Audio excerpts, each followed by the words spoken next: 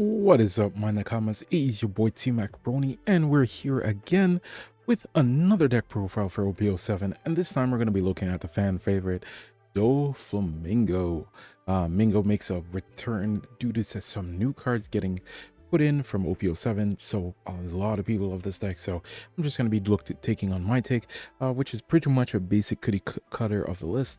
I'll be going over some of my choices and some of the tech cards that you can play as well. But as always, if you guys like what I'm doing here, make sure you like and subscribe and all of that good jazz. It means a lot. Anyways, without further ado, let's get straight into it.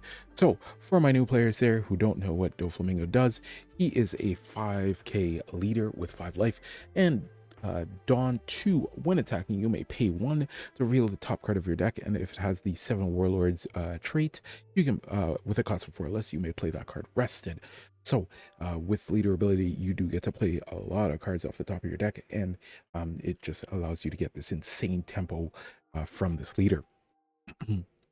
Because we are so top deck reliant, we need to see the top of our deck. So tried and true blue card, we play Perona. So on play, you look at the top 5 cards of your deck, and you may place them top or bottom in any order. So one of the main ways how we stack the top of our deck so we can make sure our leader effect is always hitting. Just very well good 1-drop card. The next card we are playing is Kaya, so just a draw 2, trash 2. It's usually just main uses for the 2k counter, but sometimes in a pinch, if you do need to dig a little bit deeper, you can slam a Kaya down. The first warlord we're going to take a look at is the man himself, Donquixote Doflamingo. He is a 3-cost 4k blocker, and on play you can look at the top 5 cards of your deck and return them to the top or bottom in any order. So basically he is Perona, but with a warlord trait, and he has blocker as well, so he provides defense as well as doing what our leader wants to do. The next card we're going to look at is Gecko Moria. So on play, you can add up to 1/7 Warlord of the Sea or Thriller Bar Power type character with a cost of 4 less, other than Gecko Moria, from your trash to your hand. So basically, this is our main recursion.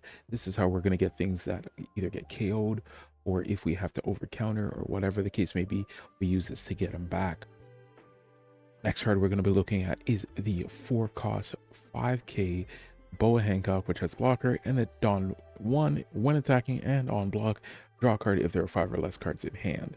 So just go to overall card draw from Boa, and being able to block as well provides a little bit of a defensive capability, and it's a very solid body as well with a 1k counter. So overall, just good card.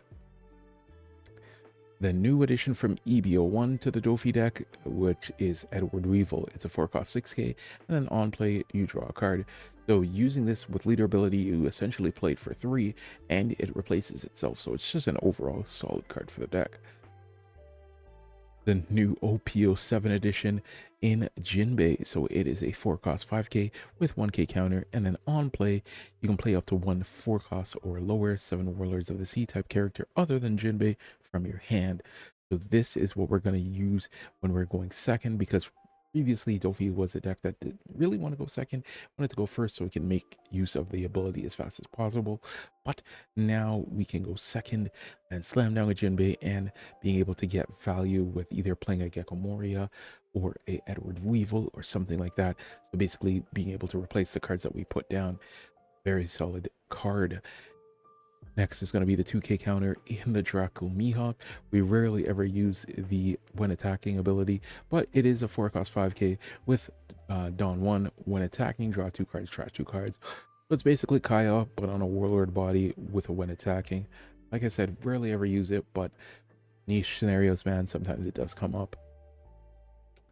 A new addition from OP07 that I personally like is the Edward Weevil. So it is a 4-cost 5k, and then when attacking with the one Dawn, you get to look at the top 3 cards and then stack them in the way you like.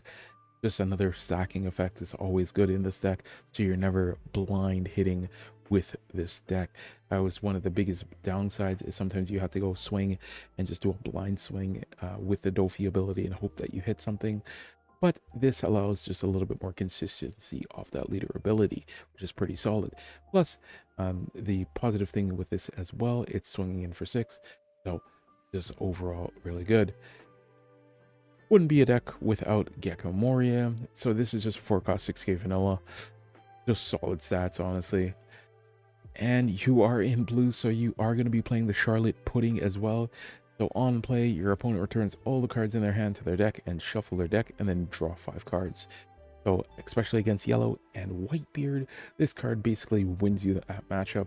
Being able to reset your opponent's hand, especially if they were trying to stack their hand for their plays, you can just use this to reset their hand and then do big swings. Overall, really taxing card, but really, really good, and I think needed in the deck still.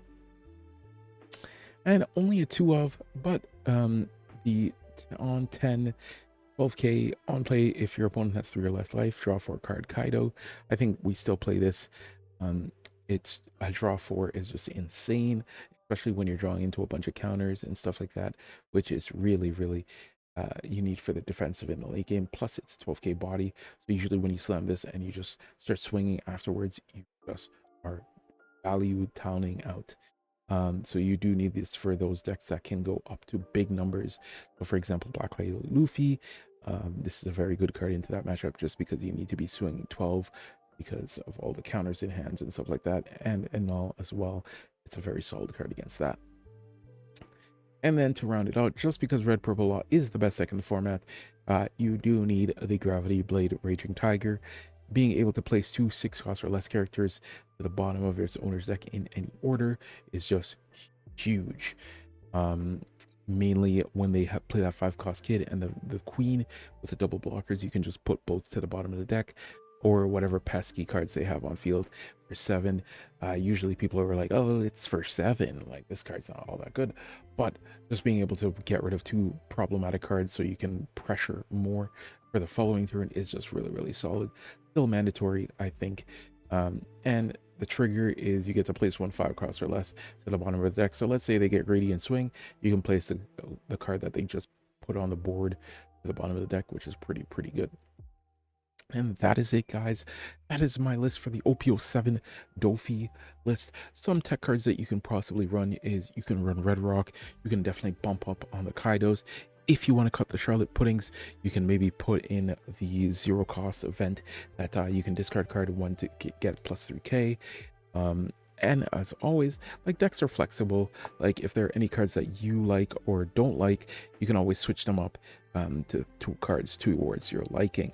If there are any cards that I missed, guys, just let me know in the comments, and so you can let your fellow Nakamas know what cards they should be playing. I don't get it always right sometimes, but I try my best. Anyways, that is it from me, guys. Much appreciated for all the love and support and all of that good stuff. And make sure you guys take it easy, stay safe. Hope you guys do well in your OP07 pre-releases, and I will catch you in the next one. Peace.